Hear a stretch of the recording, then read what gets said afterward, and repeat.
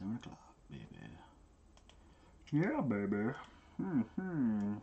Sweet love of duck nipples.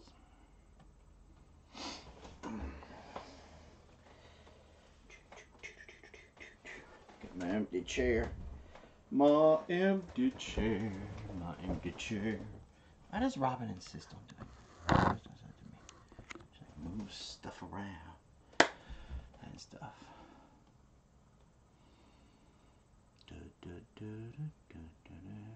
Farmer Meemaw Pickers. Amanda's garden is in the house. Kitty, kitty, kitty. Kitty.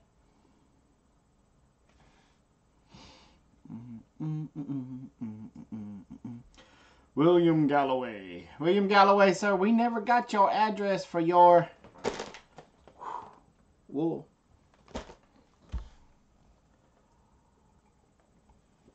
Donna Kelly, Heather Russo, Kiwi,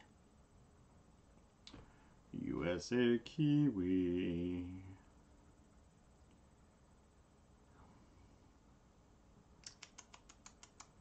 Hi, honey.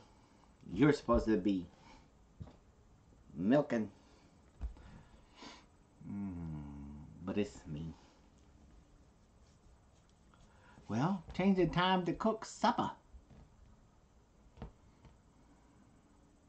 That's all I can say. Change the time to cook supper. I gotta get a haircut, y'all. I need a haircut bad.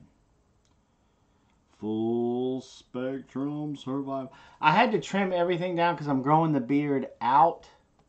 And so I had to trim the goatee down to make it all level and even. Andy's Backyard and Shop. How's it going, brother? We did get your message. We will be getting back in touch with you soon.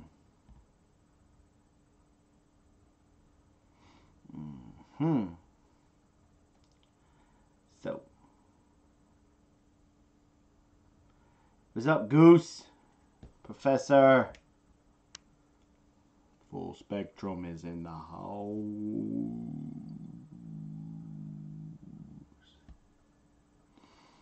Full Spectrum, we probably need to get together again and do another live show together.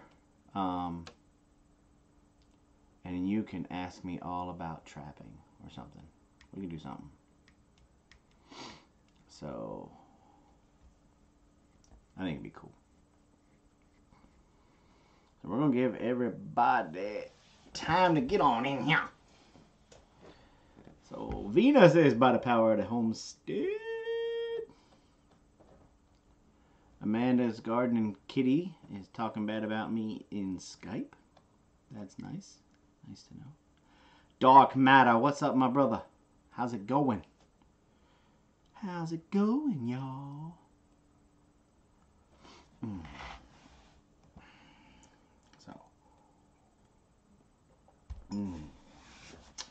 So, you guys,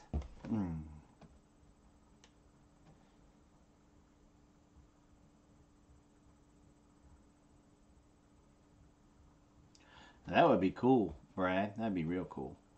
What was I getting ready to say? Oh, you guys, if you don't have anything big, huge planned for this Memorial, or what is it, Labor Day weekend, you guys might want to stick around my channel. The big reveal is happening this weekend. All that stuff I've been chattering about on Facebook and driving y'all absolutely cuckoo. Big reveal coming Saturday. And you guys are the only ones that know that it's coming. So I may post a little something on Facebook, but you know what? They should come to my live shows. Just saying. Just saying.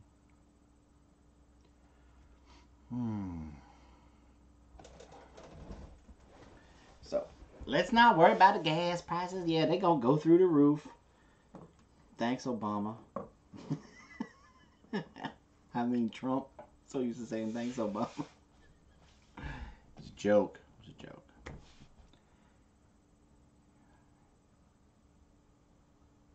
I'm bringing back the beard. I had to get it all level. As you see, it whoop right there. See, growing the beard, growing the beard, growing the beard.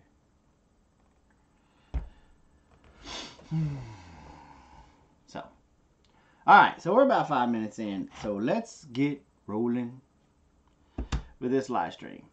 Welcome to the second amazing episode of Trap Talk. And in this show, we're going to talk all about trapping. It's that time of year again. The leaves are starting to change color. It's getting a little cooler in the morning. And my nose and this itch I get, it starts down in my ankles and it slowly works its way up my spine.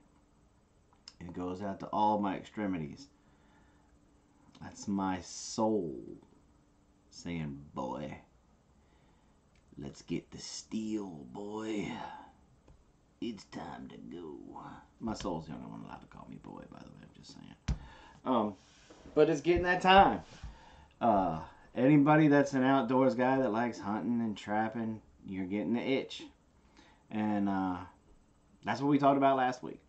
We talked about how to get your traps ready, the stuff that you needed to do, and how to get them going. So now we're going to start talking a little bit about some of the traps. Now, if you guys have been a sub to my channel for a long period of time, you know I did that predator control on the Homestead series. And I did a video on this particular trap that we're talking about tonight, the 110 Conibear. If you haven't seen it, this is the thumbnail. Pow! Go out, check out that video. It shows you some of the things. It'll reiterate some of the things that we're going to go over here today. And also, it will probably cover some things that we won't get the opportunity to cover today. So today we're going to talk about the 110 Conibear. Okay, so what is a Conibear? Some people call them body gripping traps. They come in different sizes. You got like the 110, the 160, the 180, the 220, and the 330. The most powerful one is the 330 Conibear. It can hurt you. I mean, all of them can kind of hurt you, but the 330 will, it'll hurt you. But today we're going down to the little baby, to the 110. Now, the 110 Conibear, which is right here. Okay, this is a 110 Conibear. Okay.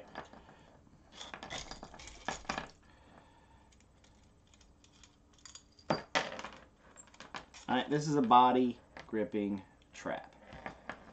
Now, just like, and I should have got the thumbnail for this one, but I also did a video that basically tells you the anatomy of a trap. All traps have springs, jaws, dogs, and triggers. Okay?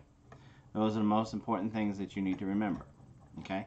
On a Conibear is no different. On the 110, this is your spring. Okay? This is your spring. These right here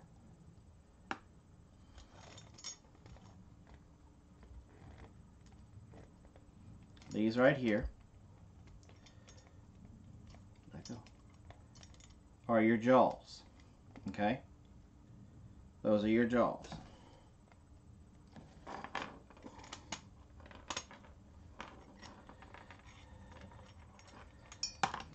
This right here is your trigger. Okay? And then this piece right here is what they call the dog. Alright? Now,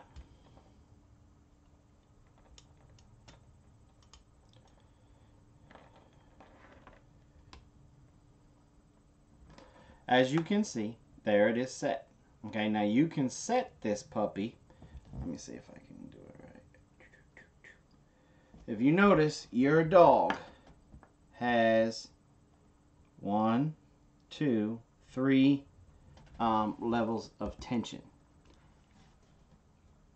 My professional, personal opinion, always use the second or the very last one all the way to the back. If you count from the front, second or third. That way, because these are a lethal trap, okay? And they do kill the animal. Now, you use these on target animals such as muskrats, squirrels, mink, weasel, those kind of small guys, okay? Your bigger connies you will use for your bigger critters, coons, possums, stuff like that. But right now, reel it back in. We're just talking about the 110. A lot of your nuisance wildlife guys, if their state law permits it, will use the 110 Conibear for squirrels. They fit real easy, real nice in a gutter. They're very easy to stabilize. And they'll catch the squirrel running up and down the gutter. Catch them all day long. I used to do that. Okay. But mostly the originality for this guy was muskrats, mink, and weasels. Okay. Now, he has a nice little stand that goes with him. Okay. Now, obviously this is not something for you preppers out there that you would want to carry in your bug out bag. It's got some weight to it. Okay. Survival situation, of course, like I say, that's when I'm about the snares. Fur trapping, not about the snares. Okay. But this is your stand. Okay. Trap fit stamp.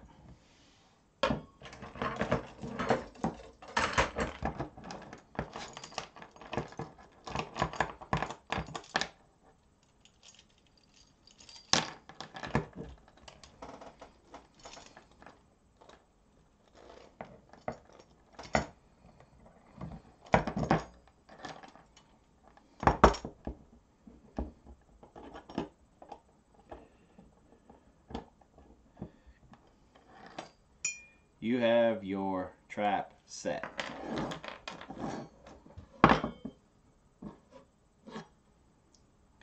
It sets just like that, okay? Now this side over here you'll push down harder on, but I don't have the stability to make it snap. And it snaps in there. And what it does is it stops it from doing this right here. You see how it's doing this right here? Okay. Well, when you snap it in right here, okay, boop, it stops that. So now you got a stable trap, okay? So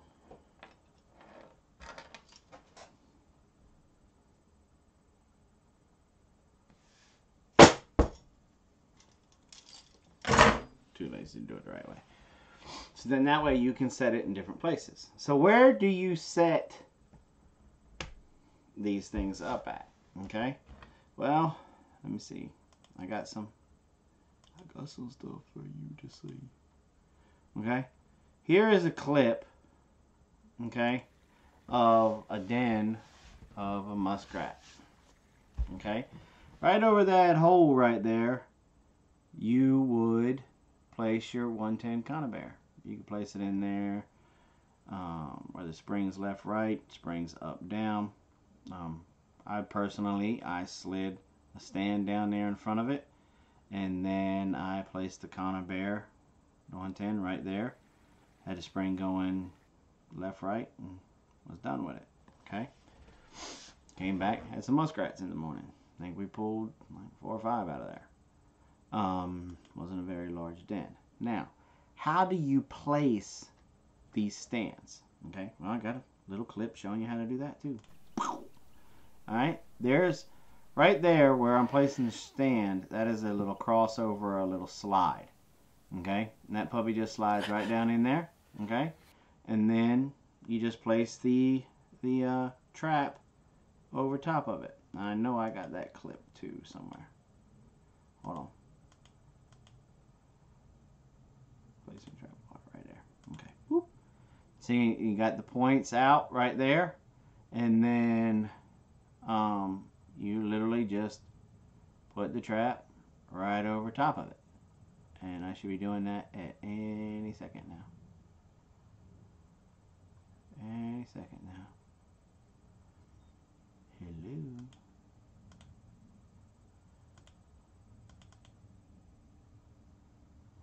I don't know what's going on with that clip, but anyway, if you do it on land, you can do it like this, okay? This is how you can do it on land. Alright, you just take it, and there's that little trail right there.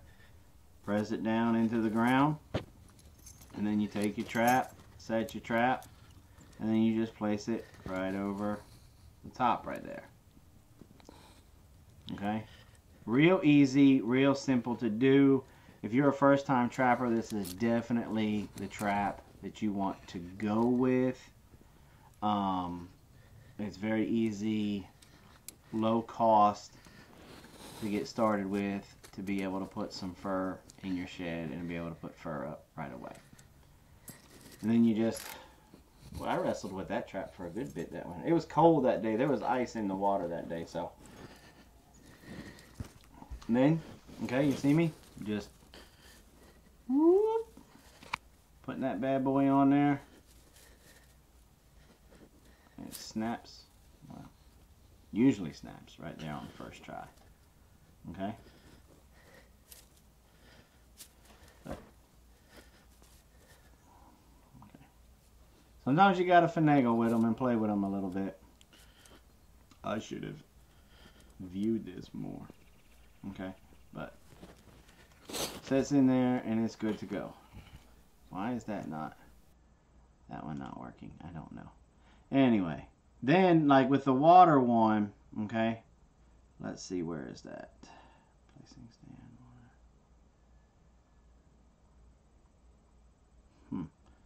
water. Right here. Okay. Boop. Bam. Alright, you see how the trap is set there. Okay, this stick also works as a stabilizer to help, because see how that trap moves too much on that stand? Okay, well, if you have that issue, because sometimes the stands, they'll get top parts here. Okay, I'm gonna let you see that. Okay.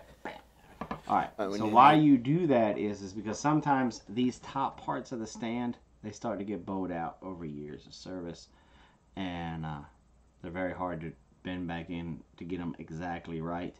So you bend it back in as much as you can. Normally they don't snap right. So then you just push a stick down in there and use it as a stabilizer to help. Some trappers don't like these stands. I absolutely love them. I really love them, especially when it comes to the 330s, because they help tremendously when it comes to setting the beaver traps. So I showed you the den, okay? So now there's other places that you can look. This right here is called a channel. Now, the reason why this is called a channel is obviously you can see where the critters were swimming, because the gunk on the top is pushed away. And it almost looks like the Panama Canal or something. Okay? And in there is where you can place dive sets. You can make just crossover sets at each end, and rack them up that way. Also, and it was hard to film, I wasn't able to get any of the film. That channel, okay, it'll also look like that under the water. Okay, how this big spot right here, you'll also be able to identify that under the water. If you just walk up real still and you don't kick up a lot of mud and muck, you'll see on the bottom their little trail, almost like a deer trail. They make special stands for dive sets and stuff for the 110s. And they're one-handled ones, deep water ones, and you can slide it in there, set it up, Boomo. And you got them. William Galloway, yes, I will be carrying them. Yes, I will have them in our store. What's up, Simply 7 in the house? Now, as homesteaders, which most of us are in here, this 110 Conibear can be a useful tool. If you got water on your homestead, you may get muskrats. But if you got chickens, if you got cows, if you got pigs, if you got sheep, goats, anything that you need to buy feed for, the gray squirrel will do his best to get in there. And what he does is he just chews a hole about the size of a baseball. Now, Hope, I know you're a girly girl and you don't really know what a baseball is, so just ask John. He'll explain it to you. Anyway, you got the size of a baseball. And that's where the squirrel will come and go. You can take this trap, okay, and have it, and take some deck screws or just some 1.5 to 2-inch drywall screws. Screw them into the wood and then balance this guy on those screws. And then maybe sometimes I'll take one and I'll run it through this gap in the spring right there to help stabilize the trap a little bit. And then I'll anchor it to the side of the building with a fence staple or some wire or something. And that way you'll catch him coming or going. And that will help on your feed bill. Because I know it's very frustrating, especially like egg layer or scratch feed. They're after that corn. You know, they can't help themselves. It's like, they're after that. So do I have any questions so far about the 110 Conibear? Because this is very hard to do without my bride. Because right about now she would be going, you know, the one time when I went out there to help you trap, you didn't let me touch it because I almost caught my hand and blah, blah, blah. You know, so, you know, maybe I could be like, sitting here do me, and I can jump over to that chair and do impressions of Robin. Nah, I want to sleep in my own bed. I kind of like sleeping in my bed. I don't think that would be good. I'm probably going to pay for the one I just done, so. Even though I don't think she's watching. Not at all. But hey, that's just me. That's just me. So, any questions yet, y'all? Any questions? Any questions? Questions? If you got something that's, now, this wouldn't be my first go-to trap if something was stealing my eggs or stealing, you know, killing a chicken like how a weasel, he'll just come in and kill everything. Venus says, so this kind of trap is just for a trail, not with bait. You can put bait on your Conibears. I know some guys that will take apples and stuff, especially with muskrats, and they'll slide them up here. So that way they'll stop. And they'll put their head on it and eat on it, and then they set the trigger at the lightest setting. Oh, excuse me. And do that. They make a trap or a bait tray that slides on over this, and you can put some type of like peanut butter or something on there. I don't use them. This is just like what you said, Vina. It's what they call for a blind set or a trail set. You want to catch them where they're coming and going, where they're not being real particular. They've traveled that channel or something 800 times, and they're just going to swim right through it, and BAM! They had a bad day. You had a good day. Is there any bad days in trapping? I don't think so. I don't think so. I don't think there's any bad days in hunting or fishing either. You're always having a good day. But yes, no bait, nothing. You always look for where they're coming and going, in front of their houses, in front of dens, and then you just place that in the appropriate areas, and it's ha ha ha ha. Whammo. These come in these are called H stands.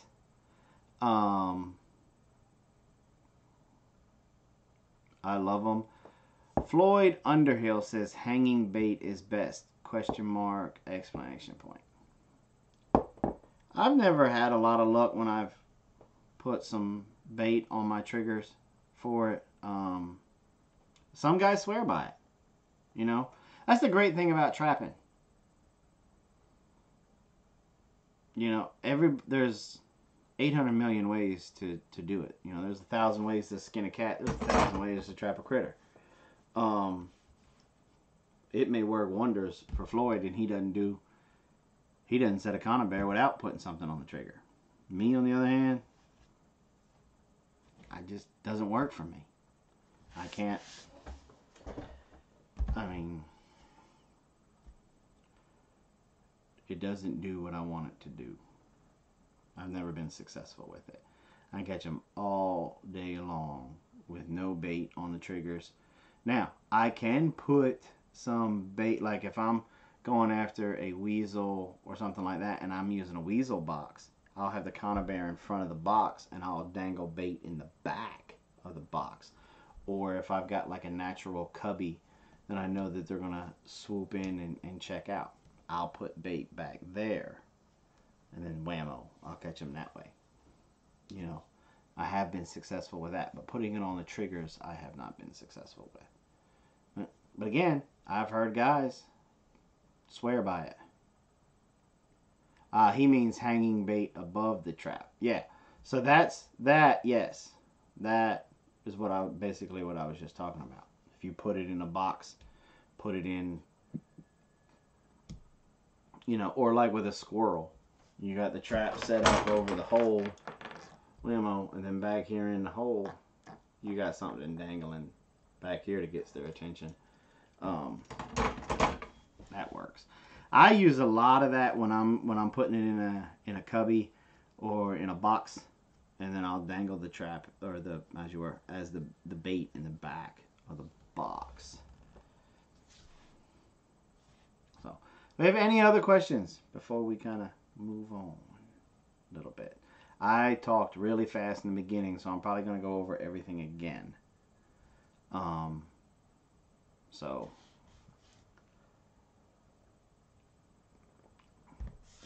now, when it comes to trap care for these, at the end of the season, I clean them off, obviously. I don't wax any of my Conibears. You want to make sure that you have both triggers. This moves freely and easily. See, like that's... Okay? Not a lot of pressure to move it. You want to make sure your dog is in working order. That there's nothing in the notches. The notches are good. Clear. There's no spurs or burrs, whatever you call them, in the metal that'll hold it up from when it fires. You want to make sure that this spins freely. You want to make sure your springs, okay, collapse kind of, that they have good tension to them, that you got to kind of work at it to get it down. You want to make sure your chain, there's no breaks in the chain. None of your links are pulling away from each other. There's no cracks or breaks in there. You want to make sure if you have an O-ring on the end that it is intact. It's not busted up or anything. If you have any trapping wire left still attached to the trap, you want to go ahead and take it off. So that way you're not out in the field and you go to rely on a piece of wire that's 3 or 4 years old, and next thing you know, you had a critter come along, pop it, and then you got to go search in the bottom for this thing. I only dye my traps, my Connies. I am a black walnut shoal guy. I used to do logwood trap dye, but then I moved on to my Forever Homestead, and I had a bunch of black walnut trees, and I was like, oh, oh, oh. And so I do black walnuts. Each year they get darker and darker for me, and they don't really lose that much. This Conibear has only been done in the black walnuts like twice, maybe 3 times. And it's starting to have the nice film and stuff over it. Conibears are no different than any of the other traps you do if you get brand new ones. Take them to the car wash, lay them out on the ground, spray them with that high pressure hose to get all that grease and blah off of them. Then you want to let them out to rust. Once they got a decent coat of rust on them, then you can, by all means, start your dyeing process. You want them black as night. That's the end game goal, is to get them black as night. And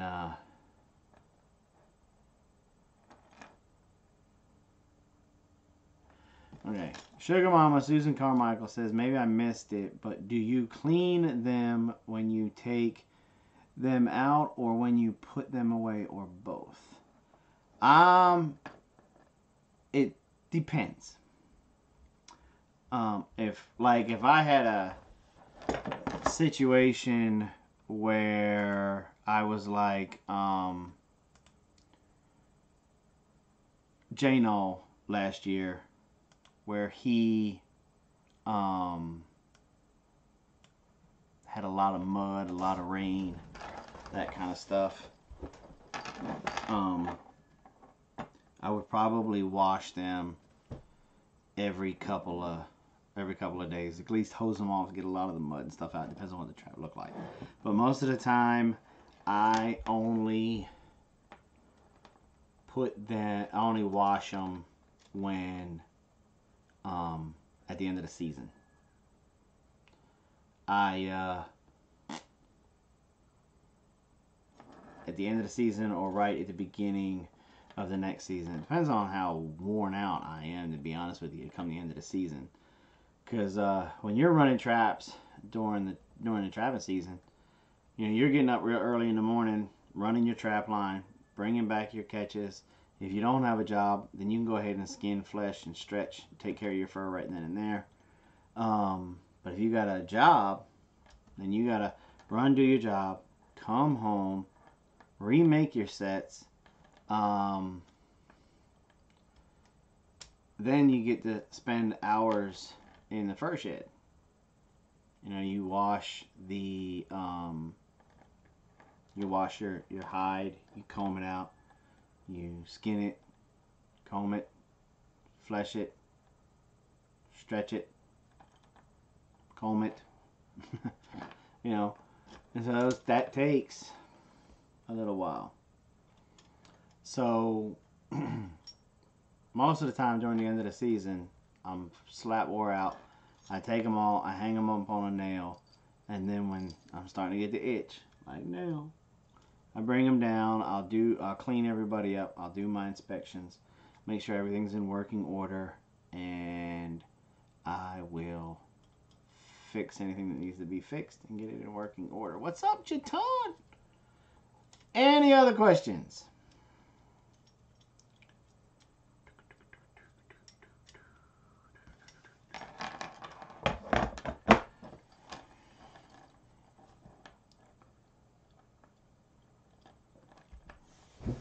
Probably the most important thing when it comes to trapping, what's up, Cooking with a Little Spice, is trap care.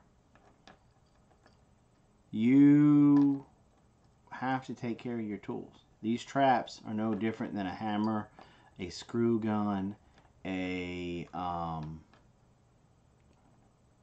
ratchet, anything like that. These are your tools, and you have to take good care of them. You don't take good care of them,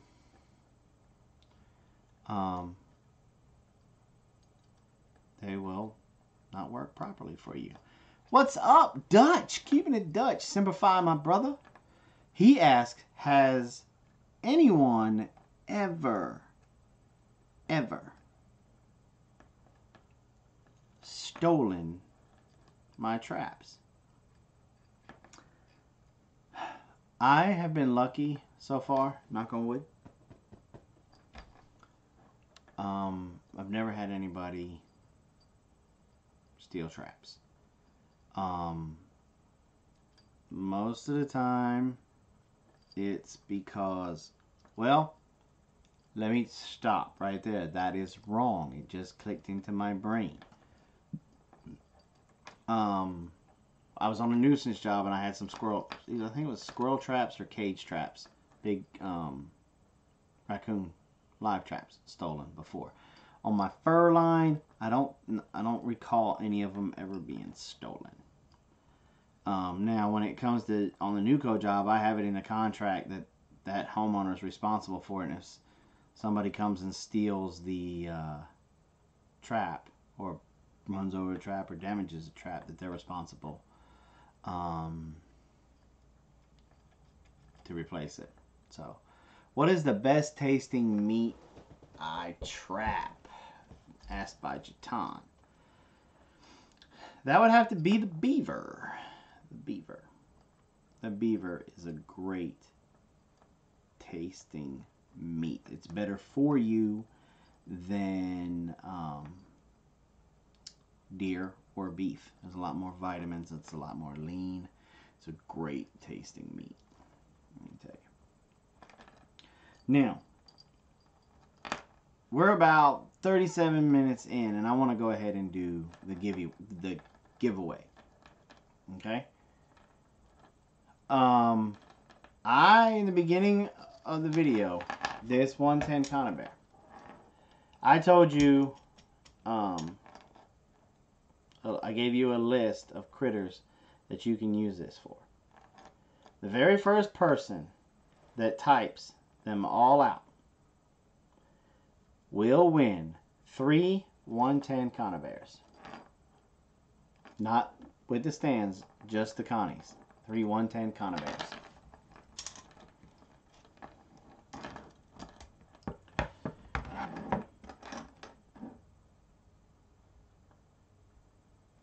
There's 4 of them. There's 4 critters. Name the 4 critters. First one to name all 4 critters that I mentioned tonight.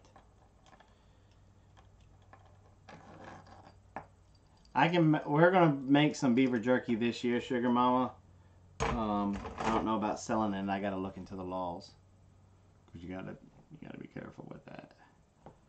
Ooh, Old Ways Steve, close, so close. You're missing one. You're missing one. That's only 3.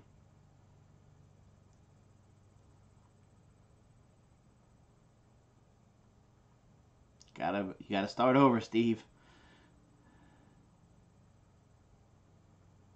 Gotta start over. So, the 4 critters that I've mentioned tonight. What's up, Mama Cat?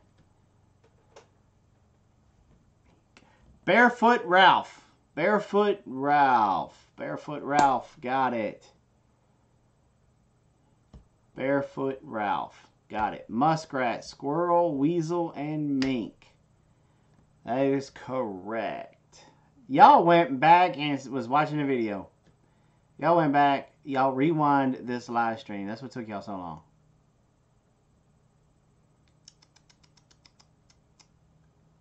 Wow. Tis. See, y'all ain't paying attention. Barefoot Ralph, if you can send me your address, I will send you 3 brand new 110 Conibears. Now, it is going to take me a little bit of it's going to take a couple of weeks for me to get them, and then I got to send them to you. I have to order them from the trap company, and then they have to send them to me, and then I got to send them to you. I do not have all my stock in yet. That's way too much money that I don't have. So I have to do a little bit at a time. So give me 3-4 weeks, and you should have your traps in hand. But I do need you to email me your address. Just like Mr. Galloway, I need you to email me your address for the wool. You can email that to Kitty. If you could put up the regular email, I would appreciate that. It's bigbearfarms@hotmail.com. That's bigbearfarms@hotmail.com. Now, let's hypothetically say that you got a youngin' that wants to start trapping. And you don't know how to get him started. Well, in my opinion, this is not your first trap. It's not your first trap. You'll want to go to, it's your first target animals. But you want to baby step them up to this. Now, for youngins, they do make a setting tool. I don't get the Facebook email, William. That for some reason I looked in there because somebody told me that you put it in there. I think it was Robin told me that put it in there. I can't find it. That you can place on the springs for the little kids. It's like a caulk gun, and they'll hook it up, and then they squeeze it, and it collapses the spring down. And then you can set it, and they do have a safety tool that you can purchase to do this. And it'll be that way if they mess up putting the dog on the trigger or something like that, and it goes to fire, it slows its opening down. It don't open, but so far. Very good when you're, especially if the child is, like I started on mine. They were like, let's see, Ladessa was going in the woods with me when she was 4 or 5. And now she was just doing cage traps for squirrels at the time. I started all my kids on squirrels with live cages, and then we've moved up to these. But there are different tools that you can purchase also to be able to set these. Some females, I ain't dogging females, but some of y'all just don't have the oomph to squeeze this spring, so that setter would help you guys also as well. And don't be ashamed of it. I use the setting tool on some of my 220s and definitely on most of my 330s. They're just that powerful. Definitely need to use safety when you're using these traps. Always be mindful where your digits are. Don't go getting distracted.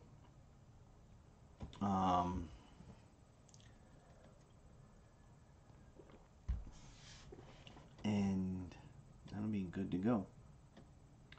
Okay, so tonight was about the 110 Conibear. Wasn't a whole lot to talk about. It was kind of a short class, I know.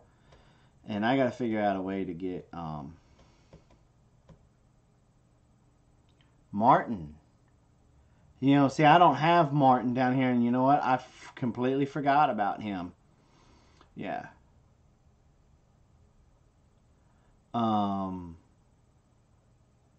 So yeah, that's another good one. Thank you, Barefoot. I forgot we don't have him down here. So yeah. Floyd Underhill says, "What do you do to keep human scent off of trail sets?" Well, I wear leather gloves when I'm handling the traps. I'm also in rubber boots, or most of the time when I'm setting with these, really, you can, I have chest waders on, and I have that rubber protection when I kneel down, if I kneel down. But most of the time it's rubber boots and leather gloves, or gauntlets if I'm in the water. But in the water you really don't have to stress too much about scent. Vina, you could.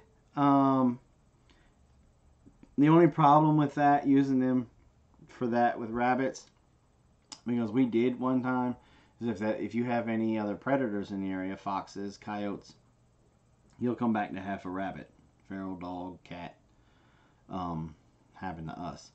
So we prefer to try to go after our rabbits in box sets, box live traps. You know, but most of the rabbits ones that we did, we set on trails blind, meaning we didn't put any bait or anything, so that way the rabbit would be running from a fox or running to get across somewhere. You wouldn't have been paying attention, and whammo, we got him that way.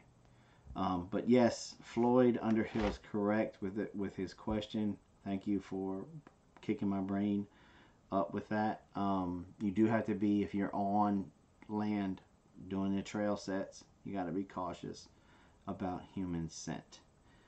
Leather gloves, cowhide leather, deer leather, all of those work really good to help keep the human scent off of your trap.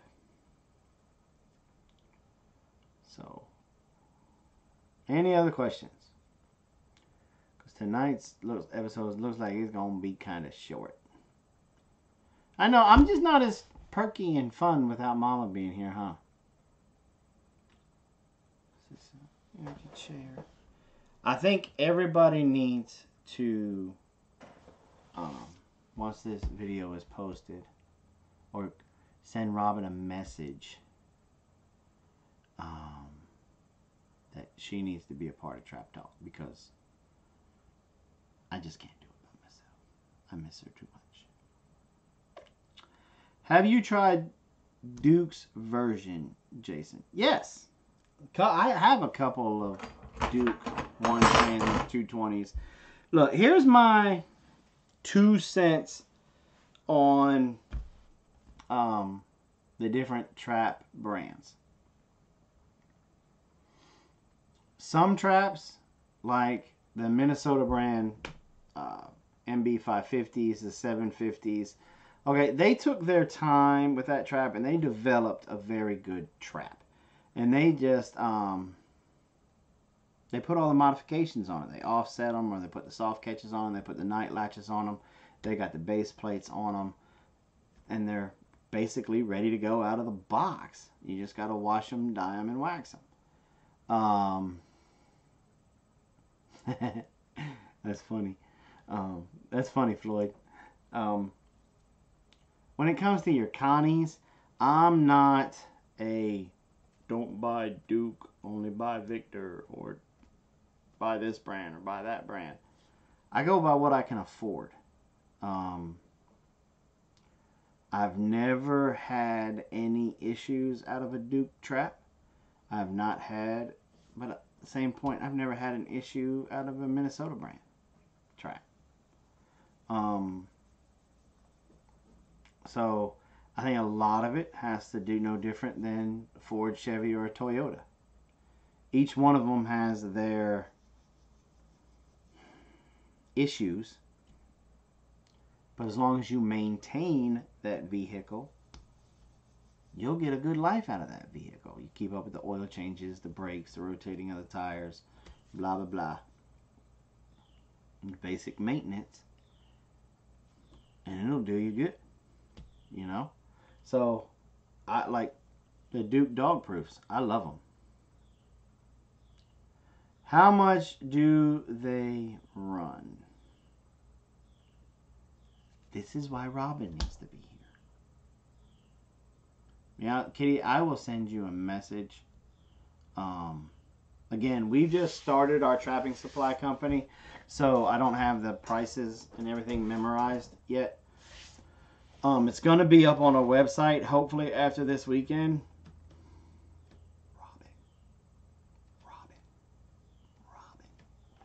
Robin.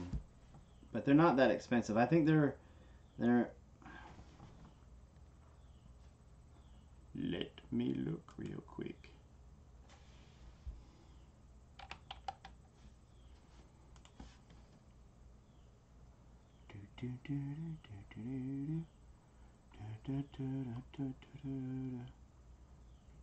Boop.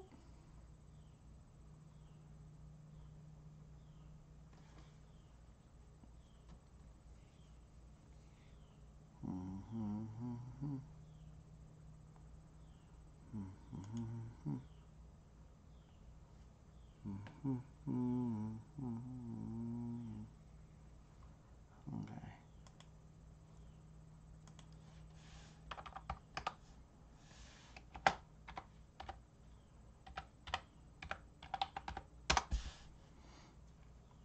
All right, they run anywhere from $6.25 up. Depends on how many you get. Obviously, the more you get, the cheaper it will get. So,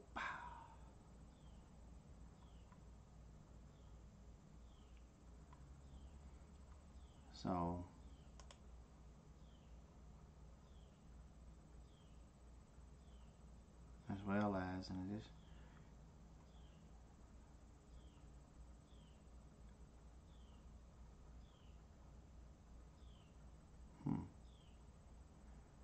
Donna S., I'm kind of lost about what you're saying, darling. But whew.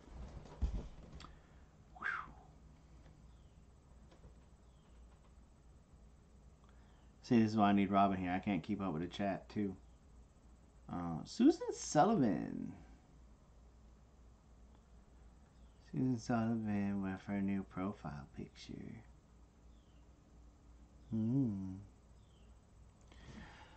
So, recap. We talked about the 110 Conibear tonight, and its prime uses is to catch weasel, mink, muskrat, squirrel, marten. We also got reminded that up north, where it snows like 800 feet in a season, they have marten up there. And so they get to, some guys use them with marten. I've heard, now, Barefoot, if you're still in here, brother, they really use, I know I've seen a lot of stuff about using the 220 for marten, but not the 110.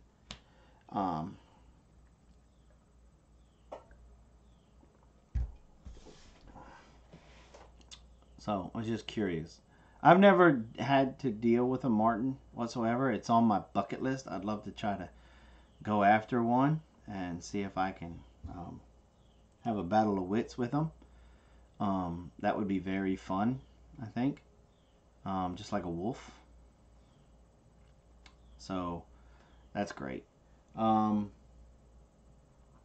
you can do that.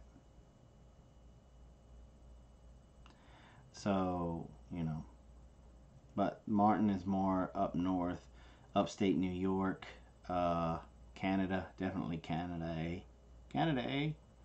and all them guys got the martens. We talked about the care of the trap, what to do, how to take care of it. So how to set it, the stands. As this trap talk goes along, we'll talk about different sets to use. I showed you some examples of where to set, and I showed you what a channel was. Okay. Are you going to do hands-on training like you once mentioned? Yes, we are going to, when things slow down a little bit, Lonely Prepper, we are probably going to start up a trapping class or a trapping academy here. You'll have to come here to the homestead. And we will show you how to make the sets for each one of the traps. The Conibears, the footholds, the coon cuffs, dog proofs. Of course I missed you, Susan. All those. See, Hope thinks she's funny. You're going to listen to me at the conference. You're going to listen to me. I'm going to beat on your hotel door at 2 o'clock in the morning just to make you listen to.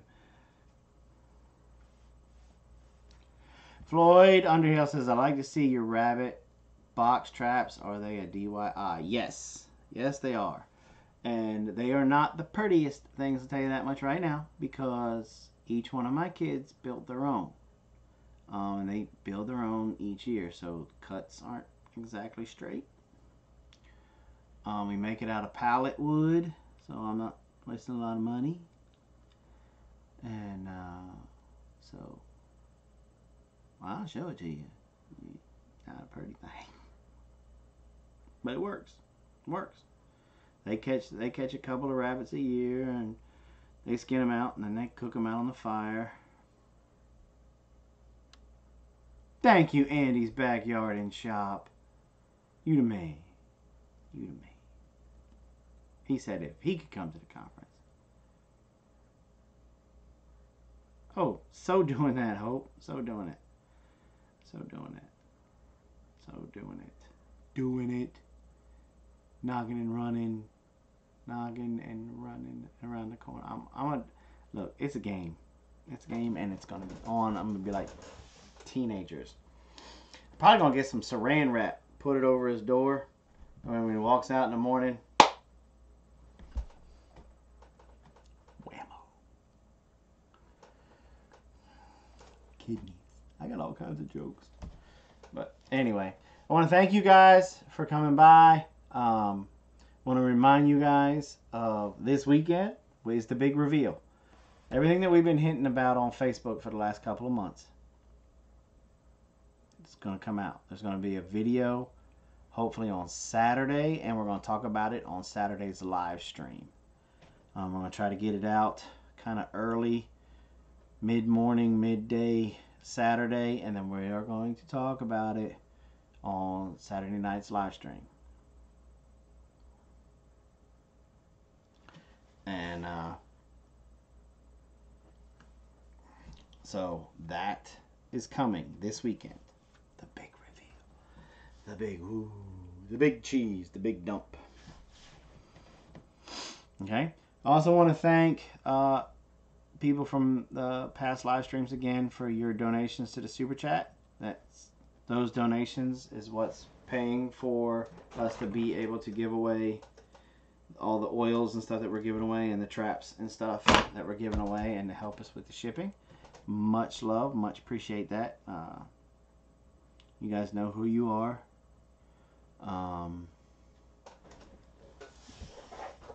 You know, thank you. Floyd Underhill, it was great to see you. Thanks for coming by, my friend. We'll see you next time. And so don't forget, this weekend, big reveal. Saturday night live stream. Sunday, Mom's Essential Oils class, where we are going to be giving away essential oils. I think she's doing another blend. I think because of the change, I think she might be doing Breathe. I'm not 100% sure. Don't quote me on it. Don't hold me to it. I don't know.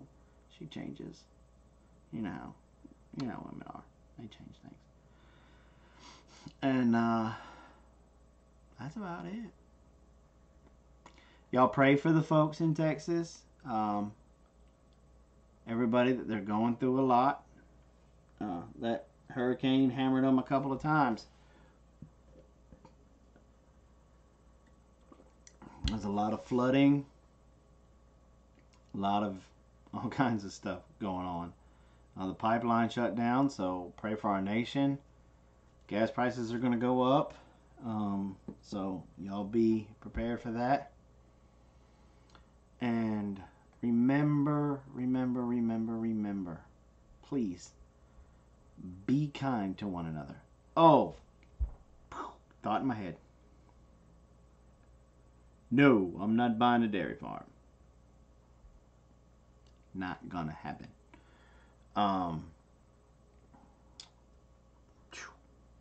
Susan Sullivan.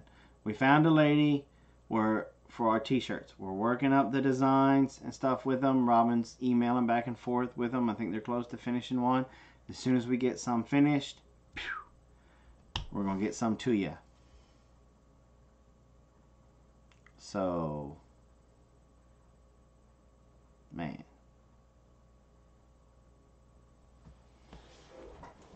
Yeah. See, William Galloway says, thanks for doing this, Jason. Even though I've trapped for over 40 years, It's now good to learn other ways. And that's the thing about trapping, y'all. Just because it works for me down here in North Georgia, in the foothills, doesn't mean that it's going to work for Kitty up there in New Jersey. You know, them northern critters, they got attitudes. You know, they walk around like, what are you doing, huh? I'm walking here. You know, but the same thing goes in reverse, that the critter that Kitty's trying to catch a raccoon, and I'm trying to catch a raccoon, and then Mama Donna tries to catch a raccoon, and she's on the shore in North Carolina. That raccoon's like, surf or drown, dude. Surf or drown. Completely different coon. You know, so some of those things may work, may not work. So it's always good to get involved with your state trapping associations, or find an older trapper and tag along with him. See how he does things. Because you never know what tweaking one little thing, taking a trap, and instead of having it dead on, just cocking it to 45 degrees, what that little bit of a difference will make. All that comes with experience. So, again, thank you guys for coming by. Appreciate you. Love you. Thanks for coming by the Big Bear Homestead. Remember, be kind to each other. Be kind to each other. Love on one another. You don't know what that other person's going through. You know? So, say a prayer for everybody. Say a prayer for those in Texas. And remember, please recycle. Help do your part to help take care of this planet. It's the only one we got. So we got to take care of it. Pick up your daggum trash. Love you guys. See you Saturday. Bye.